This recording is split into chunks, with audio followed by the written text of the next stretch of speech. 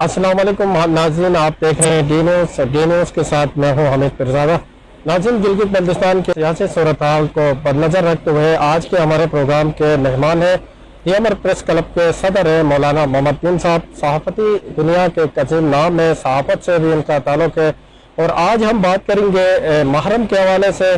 और आज कबीना इजलास हुआ और इस कबीना इजलास में क्या फैसले हुए इस हवाले से बात करेंगे। और मौजूद हुकूमत की जो पॉलिसी अभी तक सामने नहीं आई, तकरीबन 2 हफ्ता गुजर गए, तो इस हवाले से बात करने के लिए हमारे साथ मौलाना मोहम्मद बिन, सहाफ़ती दुनिया के एक अजीम नाम है, सहाफ़त से भी वाबस्ता है, हमारे साथ मौजूद है। मौलाना साहब, टाइम देने का बहुत बहुत शुक्रिया।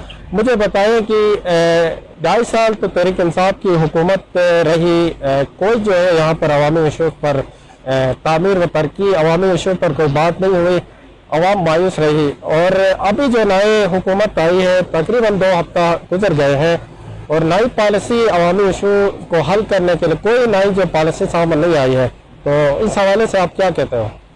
बहुत शुक्रिया हामिद पिरज़ादा साहिब, आपने हमें टाइम दिया।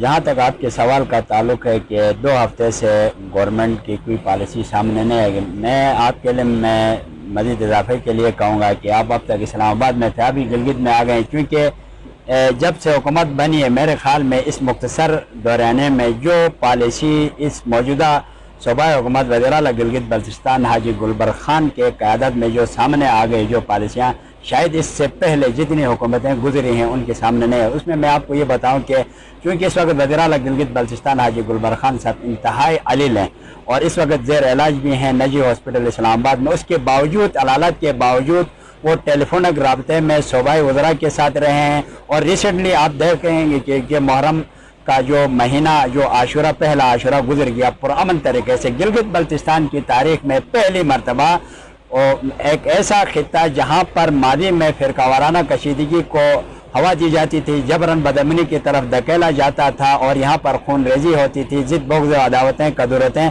रंजिशें, चपकलिशें उरूज पर होती थी, नफ़रतें आपस में होती थी, बैनुल मज़ाहिब हमआहंगी तो बहुत दूर की बात है, वहाँ पर नफ़रतों को फ़रोग़ दिया जाता है, एक दूसरे के दुश्मन बने थे, एक मज़हब दूसरे, हर मकतबा फ़िक्र के लोग अपने आप को महफूज नहीं समझते थे।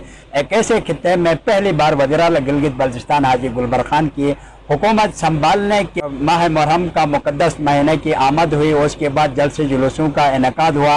वज़ीर-ए-आला गिलगित बल्तिस्तान हाजी गुलबर खान साहब ने जब वो नॉमिनेट हो गया उस वक्त उसने अमन की बात की थी और माह मुहर्रम में करके दिखाया और पुरअमन रहा। गिलगित बल्तिस्तान की तारीख में पहली बार पुरअमन फिजा में मुकर्रर करदा रास्तों से होते हुए इख्तिताम पजीर हो गए। ये गिलगित बल्तिस्तान के लिए बहुत बड़ी अपॉर्चुनिटी है और ये बहुत बड़ी कामयाबी है। और आपने देखा होगा कि पहली मरतबा गिलगित बल्तिस्तान के मुख्तलिफ इलाकों में, मुख्तलिफ अजला में जमर के वफूद वहाँ जाके उन्होंने उन बैनुल मज़ाहिब हमआहंगी, बैनुल मसालिक हमआहंगी, रवादारी को फ़रोग़ देते हुए अमन भाईचारगी की फ़िज़ा को बरकरार रखते हुए एक पुरअमन माहौल के अंदर इमाम बारगाहों में जाके अमन का पैगाम दिया। मैं आपको ये बात भी क्लियर कर दूं कि कभी भी अहल तशरीह बरादरी को आप जितना भी जोर लगाएं वो आपका अहल सुन्नत नहीं बन सकता है और अहल सुन्नत को अहल तशरीह जितने भी जो है ना, जो अहल चौड़ी का जोर लगाएं वो अहल तशरीह नहीं बन सकेगा। और न ही हमारी इस्माइली कम्युनिटी पर जितना जोर लगाएं न वो अहल सुन्नत बन सकते हैं और न ही वो अहल तशरीह बनते हैं। सब अपने अपने मजहब पर अमल करते हैं, लेकिन अपने जो हुदूद दायरेकार जो मुतयन किया गया हुकूमत गिलगित बल्तिस्तान की तरफ से उसके अंदर रहते हुए वो अपने मजहबी रवादारी को फ़रोग़ दें और एक दूसरे के साथ जुड़े रहें। मुख्तलिफ इमाम बारगाहों में, मुख्तलिफ अजला में जाने का मकसद सिर्फ और सिर्फ अमन का पैगाम देना था, क्योंकि मादी में जमर के लोगों को एक जंगजू के तौर पर मुतारिफ कराया गया था, एक फ्रीडम फाइटर के तौर पर मुतारिफ कराया गया था, खूनी दरिंदों के तौर पर मुतारिफ कराया गया था, जहालत ज़दा माशरे के तौर पर मुतारिफ कराया गया था, दुश्मनदार कबाइल के तरह जो है ना वो उनको मुतारिफ कराया गया, इल्म दुश्मन लोगों के तौर पर उनको मुतारिफ कराया गया था। न जाने क्या क्या अलकाबात मादी में जामर के लोगों पर कसे गए। ये मजहबी ठेकेदार हैं भी किसी किस्म की कोई ना खजुआर वाक़ा पेश नहीं आया। सबसे बड़ी जो है ना हुकूमत की पॉलिसी अमन की थी वो सामने रहा। और उसके बाद मैं आपको बताऊँ इस मुख्तसर दौराने में जब हुकूमत संभाली वज़ीर-ए-आला गिलगित बल्तिस्तान हाजी गुलबर खान साहब ने पहले काबीना इजलास के बाद उन्होंने बाकायदा और बाज़ाब्ता तौर पर आपने देखा चीफ इलेक्शन कमिश्नर ने भी जो है ना अपने ویڈیو پیغام کے ذریعے اس کی بلدیاتی انتخابات کی ڈیٹ بھی دے دی. بلدیاتی انتخابات جو سالہ سال سے پینڈولم کی طرح لٹکے ہوئے تھے, جو عوام کے مسائل حل نہیں ہو رہے تھے, وہ اختیارات نچلے سطح کو منتقل کرنا نہیں چاہتے تھے سابق جو وزرائے اعلیٰ ہیں. لیکن پہلی مرتبہ وزیر اعلیٰ گلگت بلتستان حاجی گلبر خان صاحب نے اختیارات کو نچلے سطح پر منتقل کرنے کی جو پالیسی تھی بلدیاتی انتخابات کی, اس کو بھی واضح کیا. نہ صرف واضح کیا بلکہ ڈیٹ بھی جو ہے نا منتخب کیا ہے اور بہت جلد انتخابات ہوں گے. اس کے علاوہ حکومت سنبھالنے کے فوراً بعد 1122 کے 200 ملازمین کی جو سمری بھجوا دی گئی تھی, جو پینڈولم کی طرح لٹکی تھی, مختلف ٹیکنیکل وجوہات کی بنا پر باقاعدہ طور پر منظوری نہیں دی گئی تھی. جیسے حکومت سنبھالا سمری وزیر اعلیٰ گلگت بلتستان حاجی گلبر خان صاحب کے پاس آ گئی تو اس نے فوراً اپروو دیا, اس نے فوراً منظور کیا اور 208 ملازمین کو پکا کیا, پرامن پالیسی کو فروغ دیا. ذاتی انتخاب آئے اور ابھی مستقبل قریب میں آپ دیکھیں گے کہ یہ تسلسل جو برق رفتاری سے جاری رہے گا.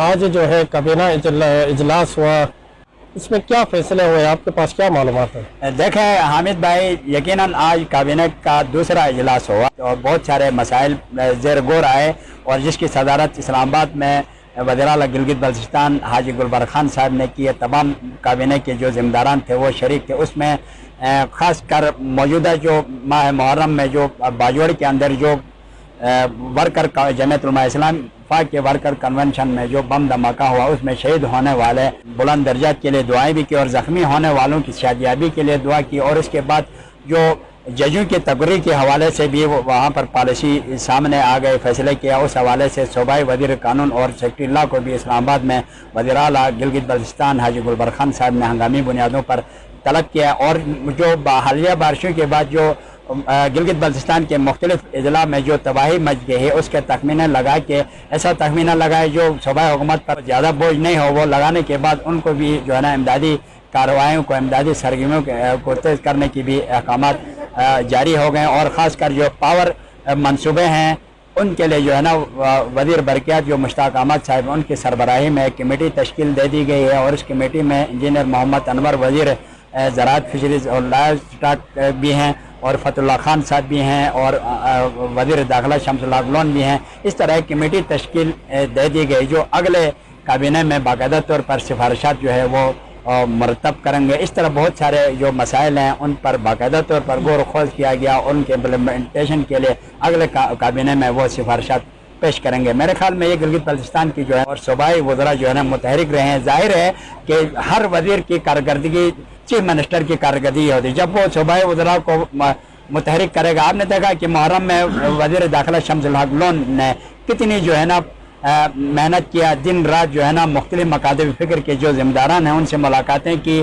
مشاورتی کونسل علماء سے کی, قاضی صاحب سے ملاقات کی, آغا راحت صاحب سے ملاقات کی, مختلف کمیونٹی کے لوگوں سے ملاقاتیں کرنے کے بعد ایک پرامن فضا کو برقرار رکھنے میں کامیاب ہے. چونکہ وزیر اعلیٰ گلگت بلتستان حاجی گلبر خان صاحب کی واضح ڈکٹیشن پر اس نے امپلیمنٹ کرتے ہوئے اس نے دن رات اس نے محنت کی, خود مختلف مجالس میں گئے, مختلف جلوسوں کی نگرانی بنف سے نفیذ کرتے ہوئے, جس کا نتیجہ یہ ہوا ایک پرامن گزرا. الحمدللہ یہ گلگت بلتستان کے حکومت کے لیے بہت بڑی کامیابی ہے, اور کامیابی کی پہلی سیڑھی پر قدم رکھا ہے. اور یہی سلسلہ اگر برق رفتاری سے جاری رہا تو مستقبل قریب میں گلگت بلتستان معاشی, سیاسی, انتظامی ہر لحاظ سے مستقبل قریب میں انقلاب کی کھلی دستک ثابت ہوگی.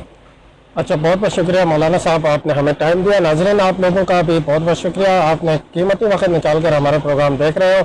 اسی طرح کے پروگرام لے کر دوبارہ ہم آپ کی خدمت میں حاضر ہوں گے. تب تک دیجیے اجازت. اللہ حافظ.